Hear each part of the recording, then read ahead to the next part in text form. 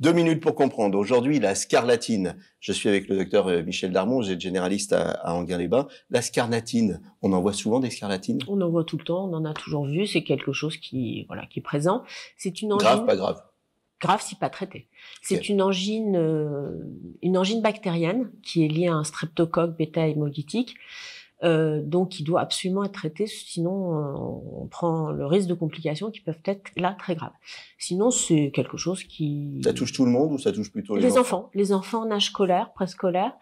Donc c'est une angine avec un enfant qui a un état général altéré, il a beaucoup de fièvre, il est pas bien, il a très mal à la gorge, il a mal à la tête, il a souvent des nausées, des vomissements, mais surtout il a une éruption cutanée qui touche la face et le tronc, avec une éruption qui est rouge, rugueuse.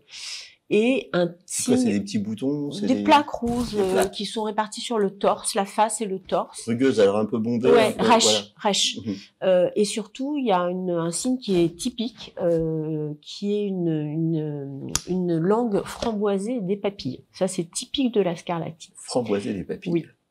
Donc, on fait le diagnostic très facilement au cabinet par un test de dépistage rapide avec une petite bandelette, un révélateur. On prouve la nature bactérienne de l'angine et à partir du moment où l'enfant est mis sous antibiotiques, il n'y a plus aucun risque. Il est contagieux jusqu'à au moins 48 heures de traitement.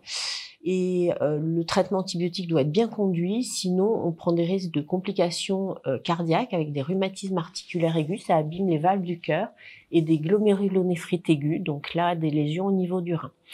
Donc on doit faire attention à l'entourage. Bien, mais il faut vraiment faire attention, voilà. Il faut que ce soit bien traité.